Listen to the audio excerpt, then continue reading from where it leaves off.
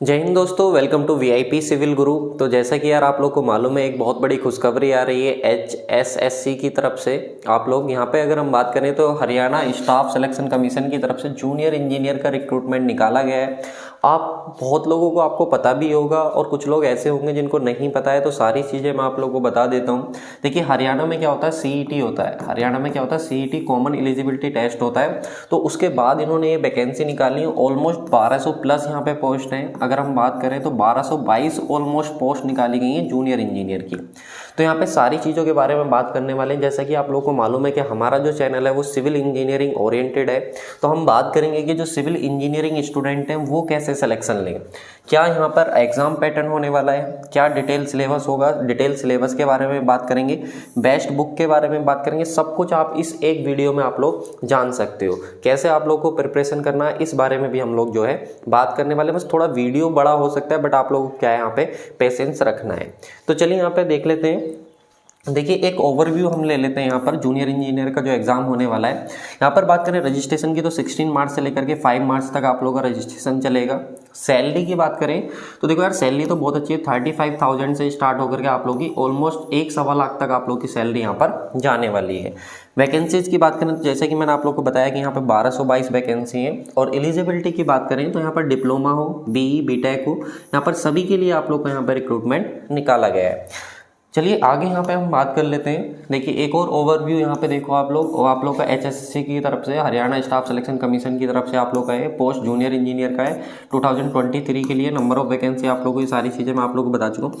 यहाँ पे जो मोड ऑफ एग्जामिनेशन होने वाला वो आप लोग को कैसा होगा, ऑफलाइन होगा। OMR बेस्ड यहाँ पर एग्जाम होने वाला है। ठीक है, यहाँ पे सिलेक्शन प्रोसीजर की भी हम लोग बात करते हैं। तो सिलेक्शन प्रोसीजर की बात करें तो यहाँ पे रिटन टेस्ट होने वाला है, जिसका जो वेटेज रहेगा ऑलमोस्ट आप लोग मान सकते हो 97% वेटेज जो आप लोग का वो इसका रहने वाला है। एक सोशो इकोनॉमिक क्राइटेरिया होगा जो एक्सपीरियंस बेस पे अगर आप लोग हैं तो उसका भी आप लोग यहाँ पे एडवांटेज मिलेगा। और फाइनली आप लोग का यहाँ पे DV हो जाएगा, जो कि डॉक्यूमेंट्स वेरिफिकेशन होगा। और उसके बाद आप लोगों को सिलेक्शन यहाँ पे दे दिया जाएगा। जैसा कि मैंने आप लोगों को बोला, सिलेबस और एग्जाम पैटर्न की हम लोग विशेषकर यहाँ पे बात करने वाले हैं और बेस्ट बुक की बात करने वाले हैं। किस तरीके से आप लोग प्रिपेयर करके यहाँ पे फर्स्ट अटेम्प्ट में सिलेक्शन ले सकते हो, उसके बारे में भी यहाँ पे बात करेंगे। तो चलिए, जो इनका ऑफिशियल नोटिफिकेशन है उसका स्क्रीनशॉट सीधे आपको दिखा देता हूँ। देखिए, civil engineering jobs level of exam diploma in civil engineering की अगर हम बात करें तो इन्होंने बोला है, देखिए 3 क्राइटेरिया यहाँ पे रखे हैं। इन्होंने इसको डिवाइड करा आप लोग का 20% प्लस के 10% प्लस के 70%। ठीक है, अब देखो इससे पहले आप समझो ओवरऑल 100% हो रहा है। आपने जितने भी एग्ज़ाम दिए होंगे या आपके स्टेट में जितने भी एग्ज़ाम हुए होंगे, आप कोई भी एक एग्ज़ाम उठा लो, आप देखो किसी भी एग्ज़ाम में जो सिलेक्शन है ना वो 70% से लेकर के 75% पर आप लोगों का सिलेक्शन हो जाता है। ये हाईएस्ट मैं बता रहा हूँ 75%, वरना 70% अगर आपके 100 क्वेश्चन आ रहे हैं और 100 क्वेश्चन में आपके 70 क्वेश्चन सही है तो आप लोग अपना फाइनल सिलेक्शन जो है मान लेते हो। इतना आप लोग का सिलेक्शन हो जाता है सभी, ऑलमोस्ट आप जितने भी एग्जाम है, कुछ एग्जाम्स को छोड़ करके बाकी इतने में आप लोग का जो है सिलेक्शन हो जाता है। ठीक है, तो आपको कैसे प्रिपरेशन करनी है। यहाँ पे जो 20% जो वेटेज रखा गया है, 20% में आप देखो जरा, यहाँ पे आपका GK GS भी है, यहाँ पे आपका रीजनिंग भी है, यहाँ पे आपका एप्टीट्यूड भी है और यहाँ पे आपका इंग्लिश लैंग्वेज भी है।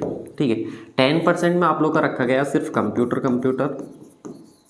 और यहाँ पे अगर 70% की बात करें तो यहाँ पे आप लोग का रखा गया सिविल इंजीनियरिंग। ठीक है, इस तरीके से आप लोग का रखा गया। तो आपको कैसे प्रिपरेशन करना है, देखो एज अ टेक्निकल हम बैकग्राउंड से होते हैं तो कंप्यूटर की हमको बेसिक नॉलेज होती है।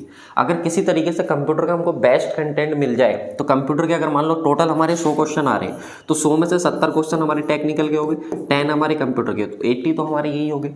अब इन 20 क्वेश्चन में से आप मान के चलो, अगर आप GK GS छोड़ दो, ठीक है, इंग्लिश आप छोड़ दो, अगर आप रीजनिंग और एप्टीट्यूड के भी मान के चलो कि आपको 8 से 10 क्वेश्चन मिल गए, तो ये क्वेश्चन ऐसे होते हैं जो स्कोरिंग होते हैं और इजी क्वेश्चन आते हैं और आप इसको आराम से जो है स्कोर कर सकते हो।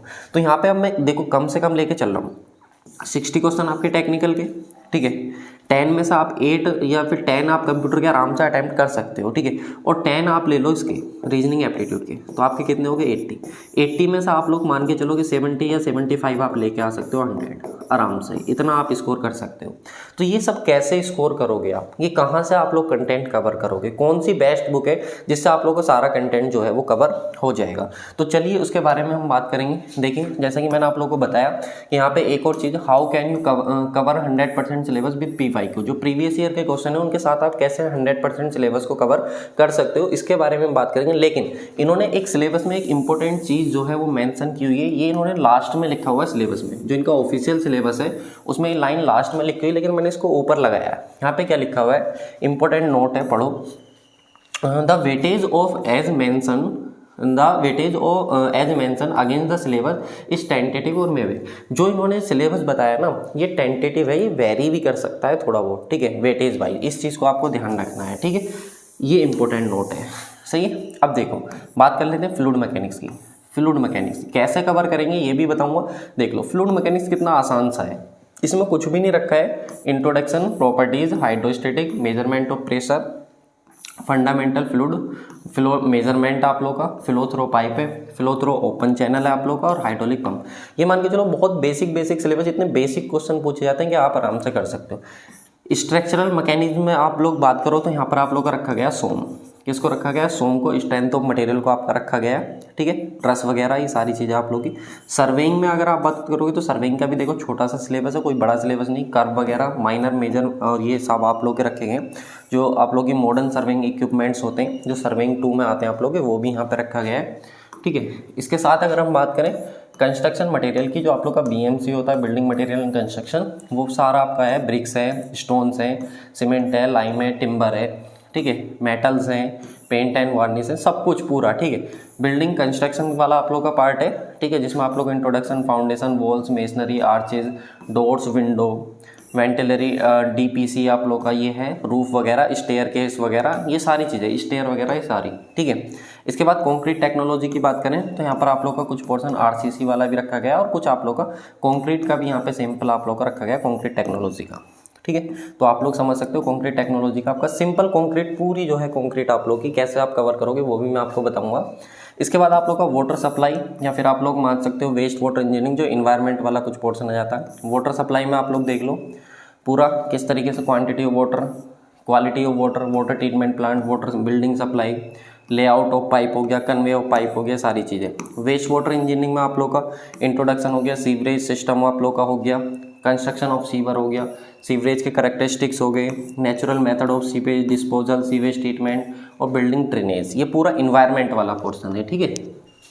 इसके बाद देखो इरिगेशन इंजीनियरिंग, जो इरिगेशन एंड हाइड्रोलॉजी आप लोग का आता है, वाटर रिसोर्सेज इंजीनियरिंग में जो आता है वो वाला पोर्शन आप लोग का है पूरा 100%, ठीक है, पूरा 100%। हाईवे इंजीनियरिंग बहुत नॉमिनल आप लोग का इंट्रोडक्शन है, रोड ज्योमेट्री, हाईवे प्लान है, रोड मटेरियल है, रोड पेमेंट है, फिल रोड है, रोड ड्रेनेज है, मैनेजमेंट, यानी कि यहाँ पे सिर्फ और सिर्फ आप लोग का रोड वाला पोर्शन रखा गया, हाईवे वाला।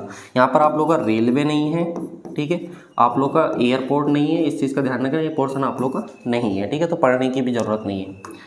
इसके बाद अगर हम बात करें अपना सोइल एंड फाउंडेशन, पूरा 100%। इन्वायरमेंटल आप लोग का बेसिक इन्वायरमेंटल इंजीनियरिंग आप लोग की है ये, जो हम नॉर्मल कंपटीशन के लिए भी पढ़ते हैं।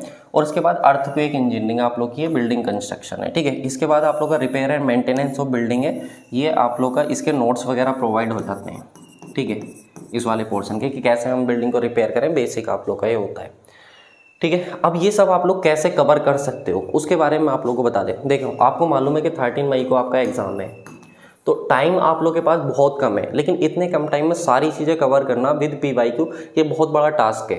तो इसके लिए जो है मैं आप लोगों को एक ही चीज़ रिकमेंड करना चाहूँगा कि आप लोगों के लिए हमारा एक कोर्स है, जो है कंटेंट ही हमारी पहचान, सिविल इंजीनियरिंग का 1 लाइनर प्लस कॉन्सेप्ट कोर्स। इसको पढ़ के SSC JEE हो, MP सब इंजीनियर का एग्जाम हो, राजस्थान JEE का एग्जाम हो, बहुत सारे स्टूडेंट ने क्वालिफाई किया है। साथ में इसमें आप लोगों को जो आपका एक सब्जेक्ट है ना, अर्थक्वेक इंजीनियरिंग, ठीक है, अर्थक्वेक इंजीनियरिंग भी आप लोग को इसमें देखने को मिल जाएगा। तो जितने भी सिविल इंजीनियरिंग के सब्जेक्ट हैं 100% सिलेबस के साथ आपको देखने को मिलेंगे। कुछ इसमें PYQ भी आप लोग को देखने को मिल जाएंगे प्रैक्टिस के लिए, ठीक है। तो आप इसके थ्रू जा सकते हो, अगर आप इंटरेस्टेड हो तो। मैं नहीं कह रहा कि आप इसको लो, लेकिन आप चाहो तो इसके थ्रू जा सकते हो। कम टाइम में आप लोग की सारी चीज़ें कवर हो जाएंगी।